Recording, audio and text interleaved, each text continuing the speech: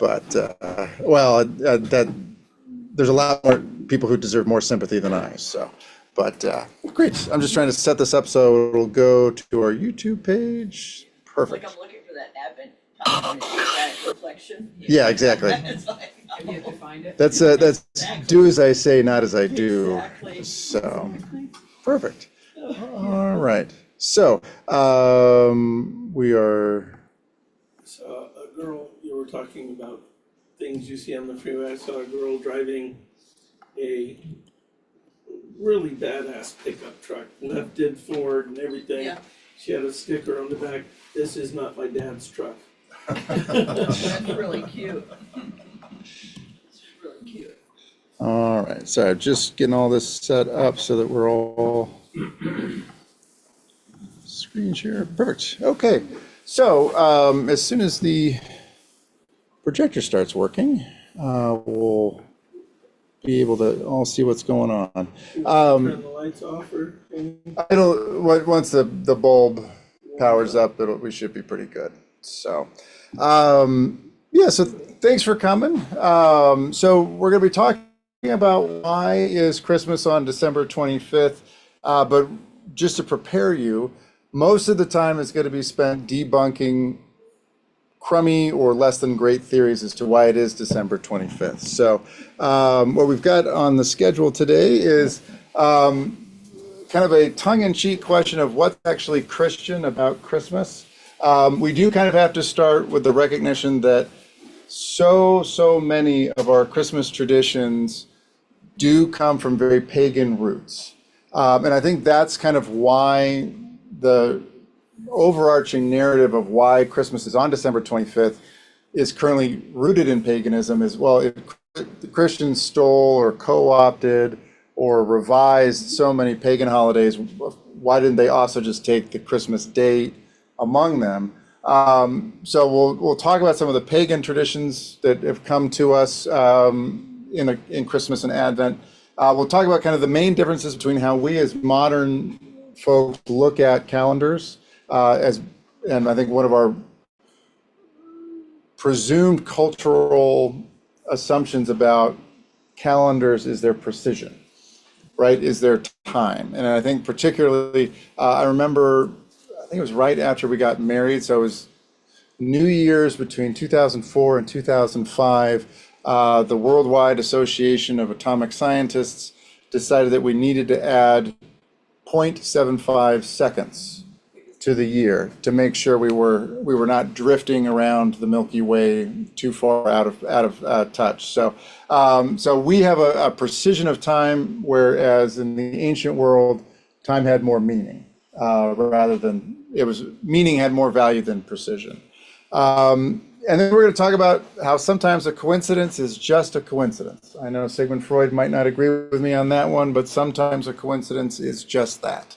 We're going to talk a little bit about the two pagan festivals, the kind of early Roman holiday of Saturnalia, as well as the kind of Mithric Sol Invictus. We'll talk about why people think that this has something to do with Christianity and the date of Christmas. But really what we're going to be talking about is a theology of time and God's timeline from Jerusalem and Nazareth to Bethlehem. So, are there any questions before we kind of begin about why we celebrate Christmas on December 25th? Okay. At any time, just let me know if you've got questions. Feel free to interrupt. Yeah, one question. Yeah. So the Jewish festival of Hanukkah is the same time. Is that related to the timing for Christmas as well? Yeah, but I think so. The Jewish calendar is lunar based, and so it often happens kind of in that December time frame. But I think for both Jewish and Christian audiences, and maybe this is what the forum will do next December. Christmas was elevated culturally and certainly in the 20th century commercially as a way to kind of celebrate midwinter, where I think if you ask the average non-church going person, they would say, oh yeah, Christmas is the most important part of Christianity, when really it's the second largest feast. I mean, Easter is the reason, that's the highest holiday we have. And so Christmas gets elevated for kind of cultural and commercial purposes. And then I think what we've seen similarly in kind of culturally and commercially is this elevation of Hanukkah as a major feast, when really it's just kind of I read it as more as an attempt for America to be culturally sensitive while not actually knowing about the cultures they're talking about. I mean, the kind of earlier fall holidays for the Jewish calendar are far more important than Hanukkah is. So we'll start by talking about, like, what's Christian about Christmas? And the honest answer is not much. If you were here on the first Sunday of Advent, we learned that Advent wreaths come to us from Scandinavia, Christmas trees from the Germanic people, Yule logs from kind of Northern Europe. All of these things that we associate with Christmas for us, all I think have their roots in kind of pagan midwinter festivals. Even the use of holly in particular, what happens is Christians layer meaning on top of kind of local customs and festivals because it's already understood. And so, but their roots are pagan, not Christian. So with that, we can kind of just, it's pagan. But as you know, I think the two great examples of this, one from kind of medieval church is Patrick and the Shamrock, right? He used a local teaching device to help people understand what the Christian faith was all about. So this shamrock has 3 leaves on the clover, and that's just like our triune God. And they're 3, they're separate, but they're also the same in one. If we look earlier into the kind of the biblical era, in the middle part of Acts, Paul is in Athens, and he's talking about the altars to an unknown God. So all these Athenians throughout have seen these they're just about table size altars to an unknown God. And he uses that to say, listen, you've not only been praying to what you think is an unknown God, but to those of us who follow Jesus, you are praying to the God of Israel. And so this is what Christians have been doing for close to 2 millennia, is taking local customs, local traditions, and layering Christian meaning on top of them. But I think the problem is once we kind of get in the habit of saying that there is a Christian tradition that has pagan roots, it becomes our default setting for how we view any kind of Christian practice related to Christmas at all. Oh, it has to be pagan because so much of it is pagan. And so the point of today's forum is to kind of shake us out of that default setting and be just a little bit more critical about some of the history of why Christmas is celebrated on December 25th. December 25th is an important date in kind of pagan religions, particularly in the Roman Empire, but it's also incredibly meaningful to early Christians for reasons that have nothing to do with the Roman Empire at all. So it may be pagan, or it may not be.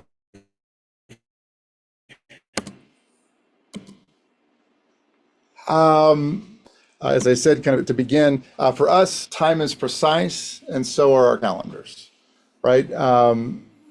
We love that extra day in February every 4 years because it makes sure that our position around the sun doesn't drift. It's all about precision. Whereas for the ancients, I think time was much more symbolic. But that being said, even though time was understood symbolically, there are kind of regular and they align with natural phenomenon, particularly our solstices and our equinoxes, which are important kind of cultural and religious observance days for religions across the world, right? I mean, I think we think about the winter solstice, which is the shortest day of the year in the northern hemisphere. We can catalog all sorts of midwinter festivals related to that. Similarly, the equinoxes, particularly the spring equinox in particular, is observed not just in kind of northern latitudes, but also kind of closer to the hemisphere, the religions of India. The spring equinox in particular is a very spiritually powerful date of observance.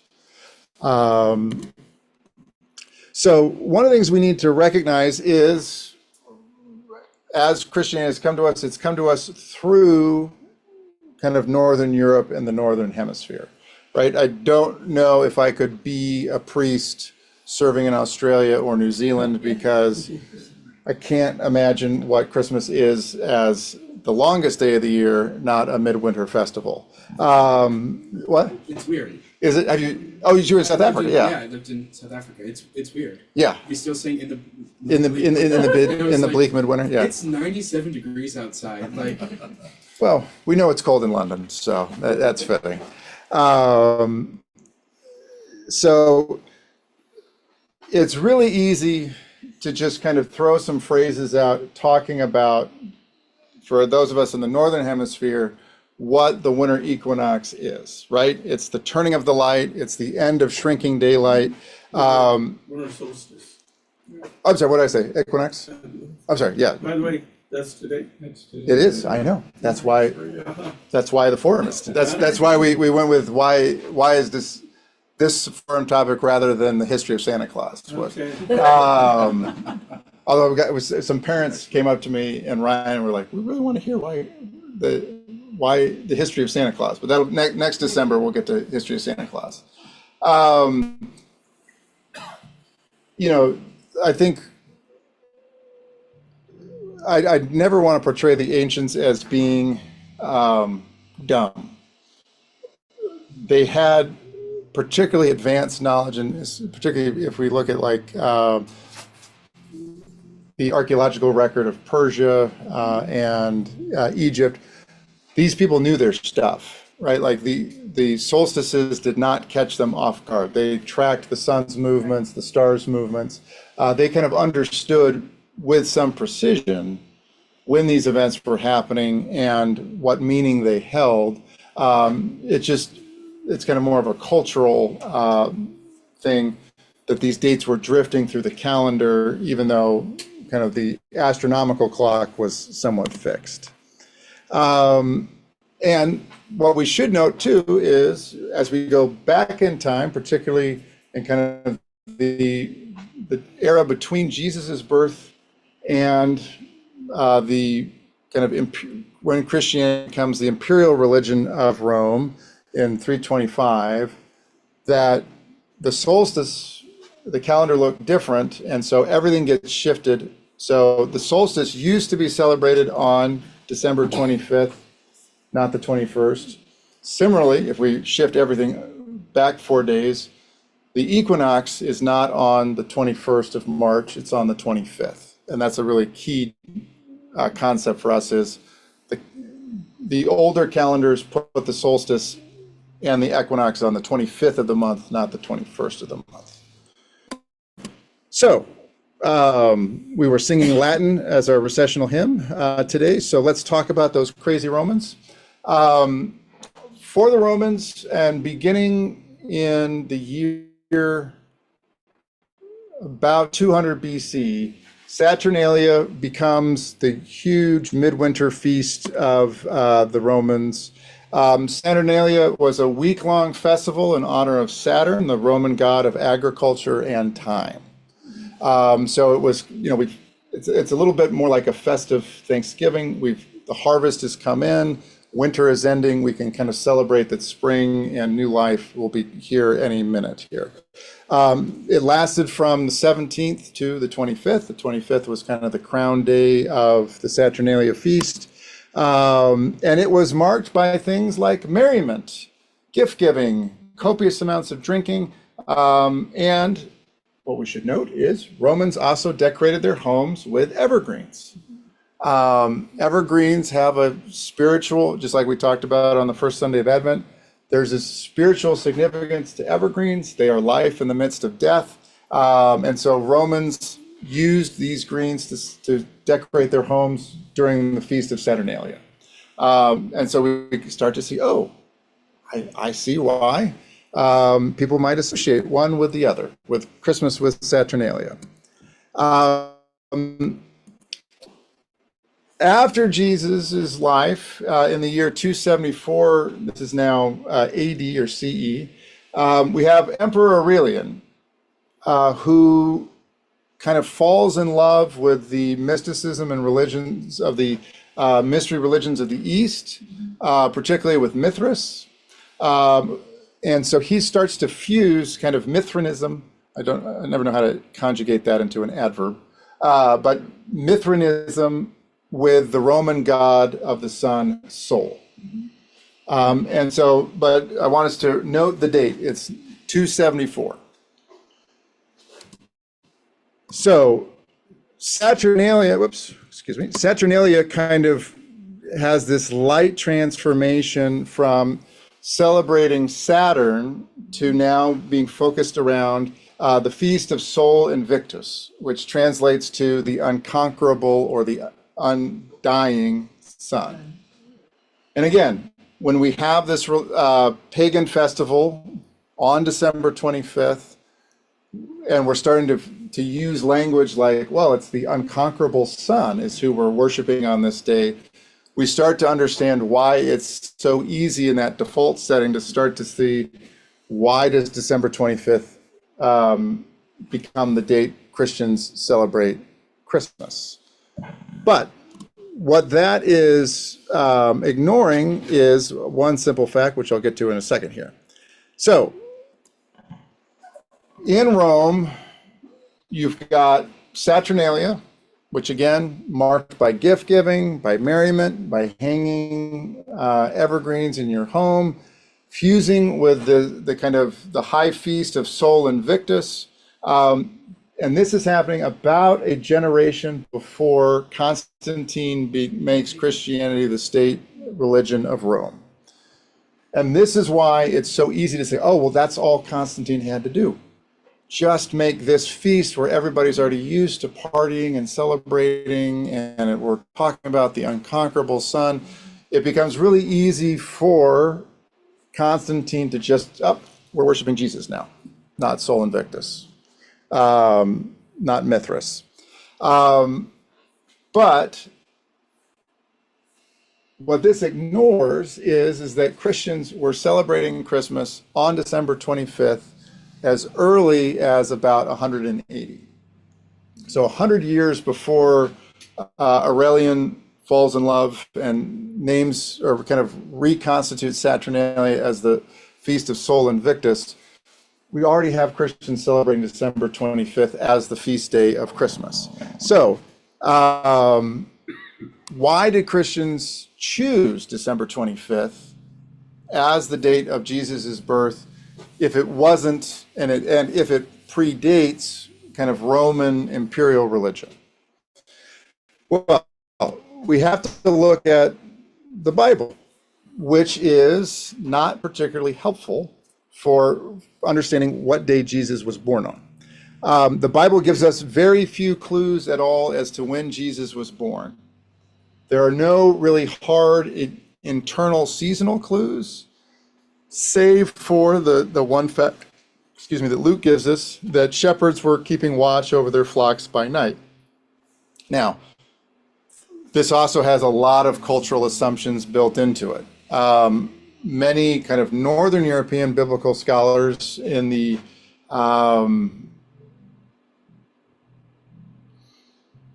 we'll say Renaissance to early mid 19th century kind of believe that this proves conclusively that it's a spring birth.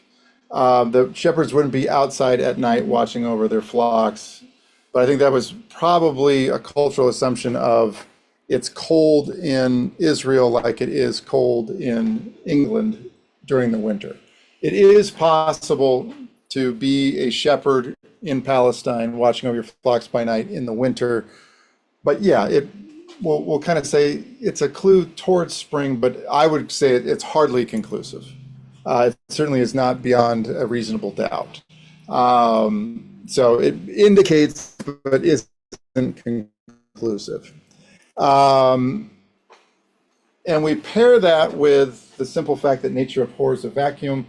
It's easier to imagine Christianity as rebranding Saturnalia and Sol Invictus rather than the historical fact that Christians have been celebrating December 25th for 100 years earlier than that. And the reason why is we're focusing on the wrong character. We are thinking about when was Jesus born and not when did Mary conceive. So the theory that the Saturnalia and Sol Invictus, that I hate it when spell check thinks it's smarter than I am. The co-option, all right. Sorry about that. The theory rests that Christians don't invent symbolism, they reinterpret it, right? The evergreens, the gift giving, the unconquerable sun. But what we really need to focus on is not Jesus's birthday, but when was Jesus conceived? The focus needs to be on Mary. And for that, the date of spring becomes super, super important. In addition to the midwinter celebrations, the vernal equinox, which is the first day of spring, is also incredibly culturally and spiritually significant to scores of ancient religions. And Christianity and Judaism are among them. Some early biblical calculations tried to prove that when God the first day of creation happened to fall on March 25th, which remember at the time was the vernal equinox. And so if God begins creation, life as we know it begins on the first day of spring in Judaism and later in Christianity. The first day of spring is kind of pregnant, pun absolutely intended, with meaning. Because, and this will become really important, as Christianity kind of steps on the scene, is spring is a celebration of life conquering death. And again, it's really easy to layer on a kind of Christian meaning and understanding to that very simple fact. But another kind of cultural force that leads March 25th to be an object of focus is that for incredibly important historical figures, there was an ancient belief that you were both conceived and died on the same day in the calendar. So I think this is also associated with Julius Caesar, who died 3 months before his birthday. And so the thought was, oh, he must have been conceived and executed or assassinated on the same day. And we've seen occasionally, and I forgot, I was going to print it out. John Donne, who was the dean of St. Paul's Cathedral in London, the nice little chapel in Cheapside, has a wonderful prayer of when Good Friday and the Annunciation fall on the same day. So at the time that this kind of ancient cultural assumption that important and pivotal people died on the same day they were conceived, wouldn't you know that they had calculated the Good Friday that Jesus was executed on to March 25th. And so, oh, we've got the first day of spring and we have Good Friday. This is even more proof that Jesus is one of those absolutely pivotal figures who was conceived and who died on March 25th. Because again, March 25th is an important day of life conquering death. So while it didn't happen, that, we can argue Easter versus Good Friday, but the process of death being conquered obviously begins on March 25th. And so March 25th becomes very early on, very, very, very early on, associated with the Annunciation. The Annunciation is being celebrated by bishops in Turkey as early as the year 130, right? And so it's not, December 25th has almost nothing to do with Saturnalia. It has everything to do with when the Holy Spirit is involved, we have a perfect 9-month gestation. God is perfect, right? And so the pregnancy of Mary is going to last exactly 9 months. So that's why, this is my theory, as to why Christmas is dated on December 25th. It's not because we're purely laying on Christian meaning onto earlier pagans, but that the idea that God also believes that March 25th is a significant date in the calendar, that Jesus, for the early Christians in particular, this idea that Jesus's conception and execution happened on the same calendar day, that is why we celebrate Christmas on December 25th, not anything having to do with Saturnalia. It's not in the slide deck, but it's also worth noting. Does anyone want to guess what is 3 months after March 25th? Does anyone know what we celebrate on June 25th? Nope. So June 25th is 6 months before Christmas. That's one hint. Who was born 6 months before Jesus? John Baptist. John. So John's, so the church celebrates the birth of John the Baptist on June 25th because he's exactly 6 months older than his cousin Jesus, which means that, what do we celebrate in the church on October 25th? It's a very, very, I'm not sure it's in the calendar, but, and Elizabeth's pregnancy. Well, right, and that was the first time she Yeah. married Matt. Yeah. They knew each other. Yeah, They so- came and had the celebration. Yeah, so She was 95. So right? if we look at the kind of the Christian calendar, and again, in the ancient world, oops, this is all on the 25th, but so in winter you have the birth of Jesus. 9 months earlier in spring, you have the Annunciation. 6 months earlier, you have John the Baptist being born, and 9, oops, going the wrong way, there we go. 9 months before that, we have the visitation, or the appearance of Gabriel to Zechariah and the news that Elizabeth is pregnant with John. So what will happen when we move to adopt the Julian calendar is we just shift the calendar day back 4 days, and the solstice, so the 25th remains the holiday, the fixed dates, but the solstices, the days move, the solstice stays the same, and now we celebrate the solstices and the equinoxes on the 21st of the month. So this begs the question then. Yeah. The roving Easter, Yeah, that was. Yes. That's good. how does that relate? Why don't we have a roving Christmas? Right. Well, because so Christmas is tied to the Annunciation, Okay, but for the roving date of Easter we're trying to, it's a Christian attempt to link our observation of Jesus's death to the Jewish date of the first day of Passover. So, and again, because Judaism is lunar based, we are Yeah, and there are days when there are years when it does line up. So like this last spring of 2025, Good Friday was also the first day of Passover, I believe. And Hanukkah aligned with. Hanukkah won't align with Christmas for another 150 years, I think. Wasn't it last year? Didn't it align last year? But it won't for another 150. It'll always be around Yeah. December or November, but because we won't ever get the first night of Hanukkah and Christmas. I think it's at least 100 years from now. So the dating of Easter is everybody's favorite rhyme.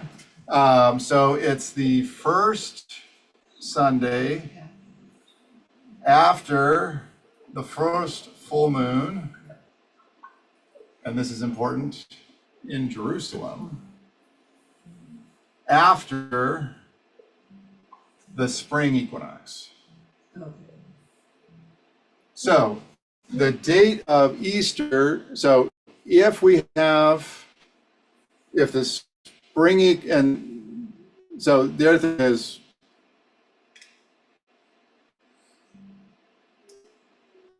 so that extra four hours a year that we need to calculate, the spring equinox on March 21st anymore. If we get into that third year, it's actually as early as the 19th and as late as the 22nd. But just for simplicity's sake, we'll call it the 21st. So if we have a full moon on March 21st, which is a Saturday, we can have Easter as early as March 22nd. If it's March 21st and it's a Sunday and it's a full moon, we have to wait a full month for another full moon. And then that could fall on a Monday. So then you've got to wait till the next Sunday. So Easter can happen any day between March 19th and April 19th, I think. Is it? This year's 420, so. So it'll be the Oh, no, so you're right, the 21st, sorry. Could you look it up in the prayer book? Yeah, you're right. I think this year was as late as it could be. Anyway, so, and this is what messes up our April 25th. April 25th. Oh, that's right, because you did the whole week. Okay. So between March 21st and April 25th, that's kind of our dates for Easter. And so if we look at so with the Christian calendar, we have one date that is always fixed, and that's December 25th. Always Christmas, fixed forever. We start the calendar year by moving back 4 Sundays to begin Advent. We then get into some fixed time. We've got the 12 days of Christmas, which always end on the same day.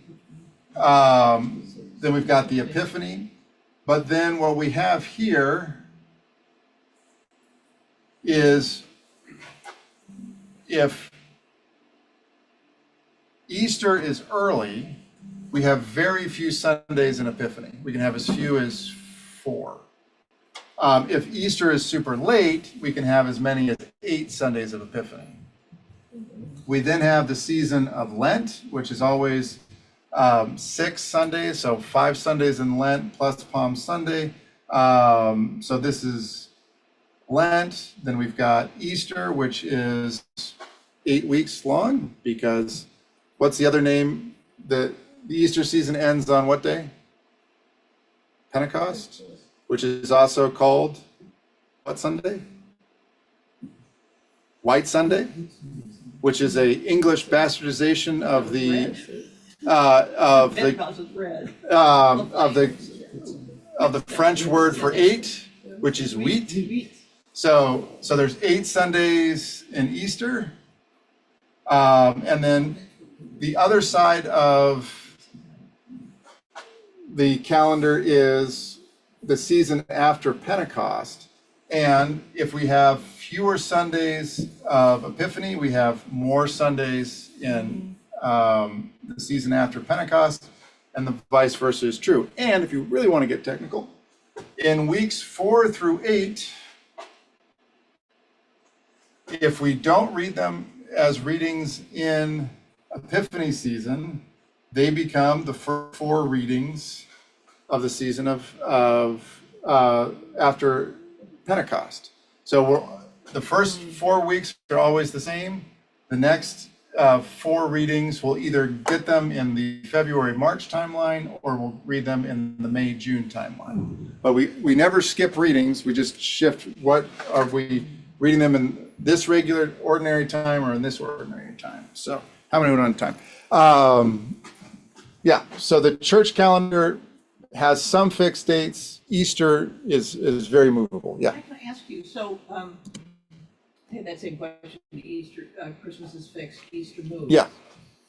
Is there a theological reason that Easter needs to be consistent with the Passover, or is it just sort of a political, cultural? Well, so, I mean, Good Friday is dated, so in the synoptics, we won't go too deep, in Matthew, Mark, and Luke, the reason why we date Good Friday to Passover is in Matthew, Mark, and Luke, the Last Supper is a Passover meal with the disciples, and that's where we kind of, where we have the new covenant, we have, it's Jesus's blood. In John, it's a different timeline. Jesus has a special meal with his disciples, but he actually dies on the first day of the first day of Passover, because for John, Jesus is the Lamb, and so Jesus becomes literally a Paschal Lamb who was sacrificed to save the Israelite people. So there's a small difference, but that's why it's because whether it's Good Friday, Jesus as Paschal Lamb, or Maundy, Thursday as the first day of Passover, that's why we associate Passover with our Good Friday observations, which dates Easter.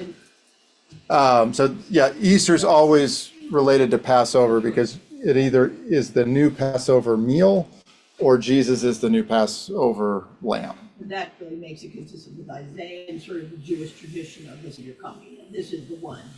Well, Yeah. I would say, yeah, with Isaiah, it's more the understanding of what the what we call the suffering servant, Yeah. because it's not Messiah here to save us. He's, every bone is out of joint. Psalm 22 also plays a large role in our imagination here, but it's Isaiah's suffering servant that kind of lays into what our understanding of messianic expectation and what is the Messiah's role to be, and that's every sermon on Peter and Jesus. Who do you say that I am? Oh, you're the Messiah. Right, the Messiah's going to die. Get behind me, Satan. That kind of thing. So when did the Roman Church first recognize December 25 as Christmas?